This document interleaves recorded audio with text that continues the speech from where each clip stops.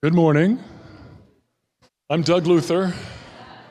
I'm director of the Cooperative Institute for Marine and Atmospheric Research, also known as CIMAR, which is a joint University of Hawaii and NOAA venture that traces its direct roots back to 1977, when its predecessor, the Joint Institute for Marine and Atmospheric Research, began. So I'm the warm-up act. I'm the guy who's going to stand here and make noise so that everyone in the poster area can come in and grab their seats and everybody get comfortable. And the people in the, we do have an audience online, and so get comfortable in your recliners. This will be a very enjoyable and illuminating session. So welcome to all of you to the 4th CIMAR Symposium. And I won't get into why it's 4th, because this CIMAR has only been in existence for less than 10 years. It's 2021 was when CIMAR officially began. Before that, it was JIMAR. So the first 3 symposiums were under JIMAR. That's why you missed them. They weren't CIMAR symposiums. So I'll be guiding the activities today along with the help of Dr. Brittany Huntington. Brittany's around here somewhere. She'll be sitting over here eventually. She's Deputy Director of CIMAR for Cooperative Programs. The purpose of this symposium is to increase mutual awareness of the depth, breadth, and quality of the pace-setting science that is being accomplished by each groups that are represented by CIMAR, the University of Hawaii and NOAA colleagues, most specifically at the Pacific Islands Fisheries Science Center out in Pearl Harbor. Today, we hope the symposium will encourage collaborations that lead to synergisms that might result in new interdisciplinary insight. In keeping with this meeting of state and federal researchers, we are privileged to have both UH and NOAA representatives to provide welcoming remarks. So first, I'm honored to introduce Dr. Charles Chip Fletcher, the Interim Dean of the School of Ocean and Earth Science and Technology. Chip's research and teaching focus is on climate change, coastal community resilience, and natural coastal systems. He is the former chairperson of the Honolulu Climate Change Commission and is a prominent public speaker and contributor to local and national media on current climate change issues. He has been principal advisor in funding and awarding over 30 graduate research degrees in earth and planetary sciences and has received multiple teaching, research, and community service awards. Chip, please come up. Thank you, Doug. Good morning, everybody. I'd like to begin with a land acknowledgement.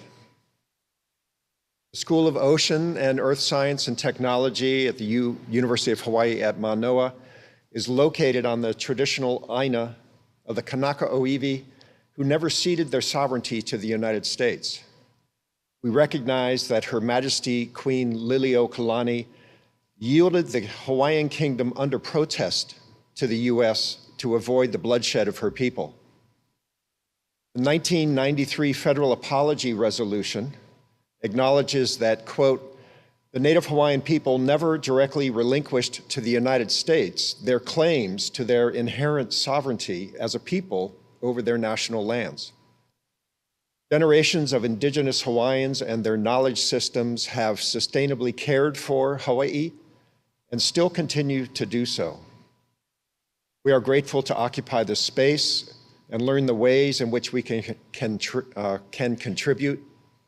As a school, we seek to support the varied strategies that the indigenous peoples of Hawaii are using to protect their land and their communities, and commit to dedicating time and resources in working in solidarity.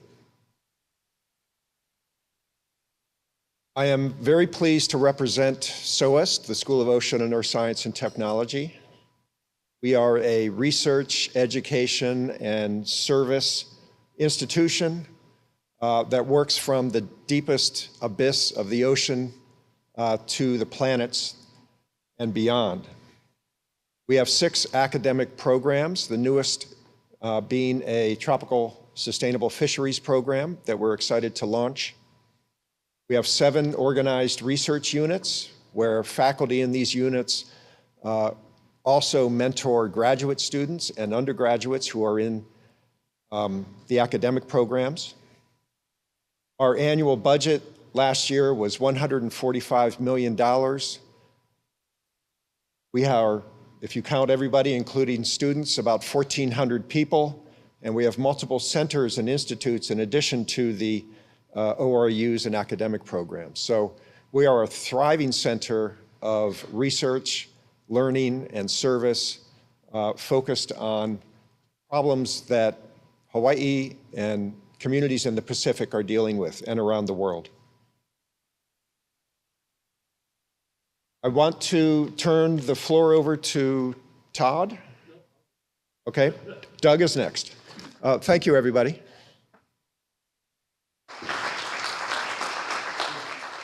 So it is also my privilege this morning to introduce Dr. T. Todd Jones. Dr. Jones is the director of the Fisheries Research and Monitoring Division at NOAA's Pacific Island Fisheries Science Center located in Pearl Harbor. Dr. Jones has authored or co-authored more than 130 papers that have garnered over 3,600 citations in the past 5 years alone.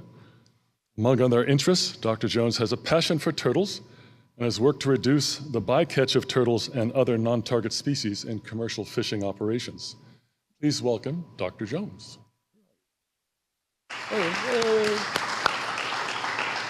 Thank you, Doug, I appreciate that.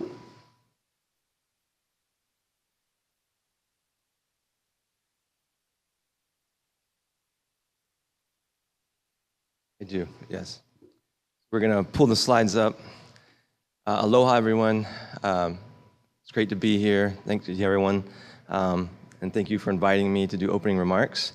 Normally at this time of the day, I'm making a coffee after getting 2 kids off to school. And so I'm here, which means my wife is probably making a coffee after getting 2 kids off to school. So I'll try to keep my energy level up. Here we go. Thank you. So again, I'm really happy to be here to talk for the 4th symposium for CIMAR.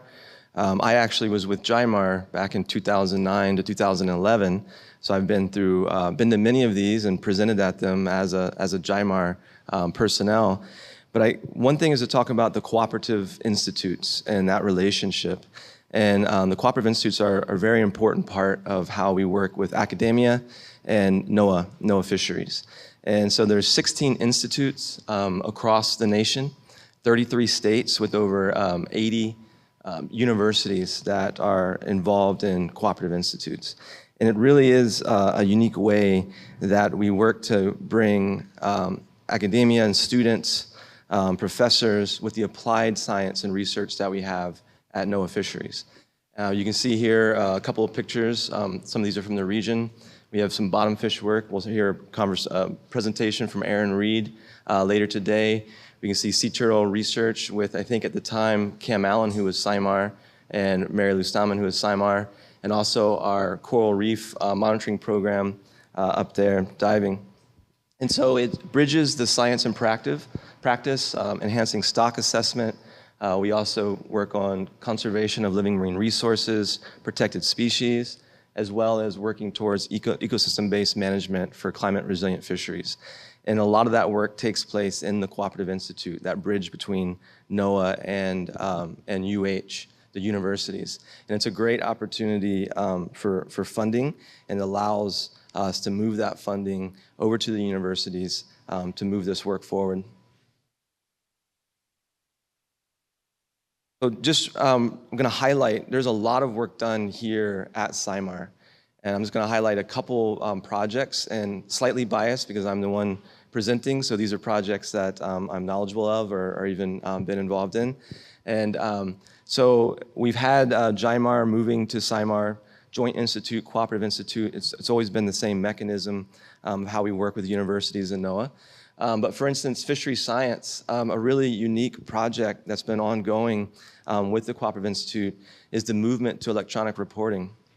Interestingly, that picture up there in the upper right corner is one of our early electronic monitoring. That's in Indonesia, and that's Dr. John Wong, who at the time was with CIMAR, looking to put cameras on small boat fleets or artisanal fisheries that do bottom gill nets that would catch sea turtles. So you can see the green sea turtle down there in the bottom corner. And so we're trying to understand the bycatch rates or interaction rates with these animals. And why is it important in working in places like Indonesia is that those turtles, they travel across. So it could be the same populations that might grow up in nests in the Mariana Islands or be part of the US distinct populations. John Wong's research with CIMAR also went on to look at light sticks and the use on gill nets to deter non-target species. And his research through the Cooperative Institute actually found that you could reduce the interactions of non-target species but increase the target catch. The economic value of the catch would go up if you'd put these light sticks on these nets. Moving forward with the theme of electronic monitoring, we're gonna have a talk later today by Josh Tucker from the Cooperative Institute, who's sponsored in my division, the Fisheries Research and Monitoring Division, where they're moving towards electronic monitoring in our longline fisheries. And the Big Eye tuna fishery is one of the third most important finfish fishery to the United States. So that's some great work there. Ecosystem-based management. It's missing a picture, unfortunately. It shows it down here. Let me see. Nope, I'm not sure. Oh, there it is. Okay. That picture magically showed up. So when I think of ecosystem-based management and I think of the relationship with the Cooperative Institute, the first thing that comes to mind is usually NCREMP, or the National Coral Reef Monitoring Program. And with that, you have the Marianas Archipelago, reef assessment and monitoring, the Hawaiian Archipelago, American Samoa. And the work conducted with the Cooperative Institute and with our archipelagic research program has been monitoring these reefs. So it's the research focused on understanding and managing marine ecosystems holistically. So it's looking at coral cover, changes in coral cover, changes in algae cover, and reef fish on these reefs. Very important work, and it's how we actually monitor even at the level of some of the main data we have coming in for the important reef fish fisheries throughout our region, especially in American Samoa and places like Guam and CNMI, and then the uninhabited areas like the Prias. We also have protected species. These are sort of the big three: fisheries science, ecosystem science, and then protected species. And you see there the NOAA ship, which is a platform that we do a lot of the work with UH and NOAA through the Cooperative Institute. And the conservation efforts include population monitoring and assessments. There's probably people in this room that have been dropped off on these ships out on remote atolls, either Rose Atoll or in the Papahanaumokuakea Marine National Monument. We also have evaluating and mitigating threats and tagging to understand habitat use. And then as we move on to a really thing that I'm super excited about, which is, Chip mentioned it, the new fisheries program. So this is a really exciting time. If I may, from my perspective, say it's about time. So fisheries are so important to our region, to the Pacific Islands region, from fish ponds to bottom fish fisheries, reef fisheries, all the way up to our large-scale commercial fisheries, purse seine fisheries, longline fisheries here in Hawaii, in American Samoa, and tuna cannery. So it's really exciting that we're moving into this time for a UH fisheries program, and it's really going to allow us to work together with NOAA, UH, through the Cooperative Institute. So the program launch, we'll have sustainable fisheries research integrating NOAA and the university through the Cooperative Institute. This is a picture here in American Samoa of a small fleet that bottom fishes, also goes out for pelagic fish. Here's a picture from the United Fish Auction where we land, the longlines fisheries come in and land tuna and tuna-like species. Again, the third most valuable US finfish fishery. All the boats land right here in Hawaii. And then if we look over here, you can see a picture of Aaron Reed and Eva, who formerly was with the Cooperative Institute and now with NOAA, working with students. Andrew Kang is a student there, working with fishery agency members in both the Marianas, Guam, and CNMI. And it's going to be an incredible opportunity to train students from our region, Hawaii, American Samoa, the Marianas, training that next generation that can come in and fill the positions and the roles that we have, NOAA, the fishery agencies for the state and the jurisdictions, and at the universities. And with that, I will say again, thank you. It was really appreciate being invited to come and do opening remarks.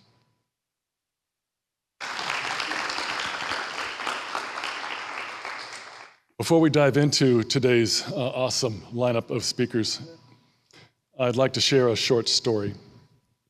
This is actually an old news item, but I only saw it recently, and it touched me unexpectedly in a number of levels. This is a story that actually requires a voice with greater gravitas than mine. You know, somebody like James Earl Jones, but I'll try to provide deference to where it's due. So this is the story of a glacier. This is the Öxarjökull Glacier in western Iceland. About 100 years ago, this slide wasn't taken 100 years ago, this picture, but this gives you an idea.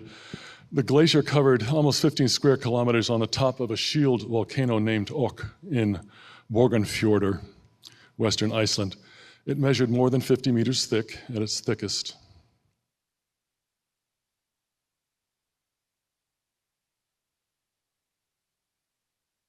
It melted.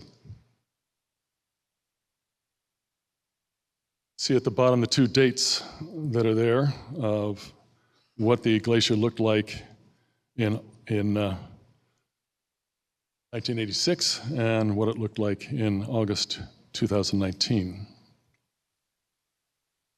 On August 18, 2019, a plaque was mounted on a rock at the top of Oak Mountain, 1,114 meters above sea level, to commemorate the glacier's death.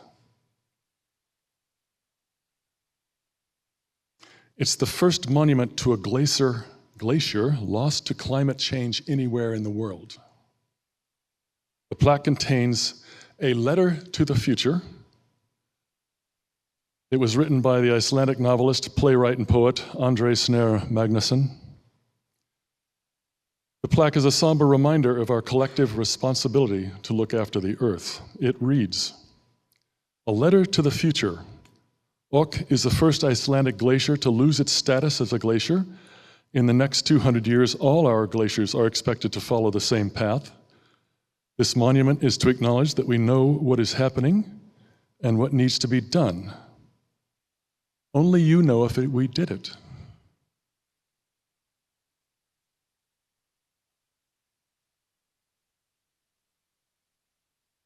But do we know what needs to be done? We think we know where we need to get to, but how do we get there? How do we get there without causing even more harm to the environment? This is our dilemma. And in seeing you, I see hope. As Nainoa Thompson wrote, and is on the foyer wall in the Marine Sciences building here at UH, we can't care for something we don't understand. This is the purpose of why we explore and why we voyage. For the exploration that you're doing now and that you will continue to do, I would like to thank you. I won't be here to see most of the results.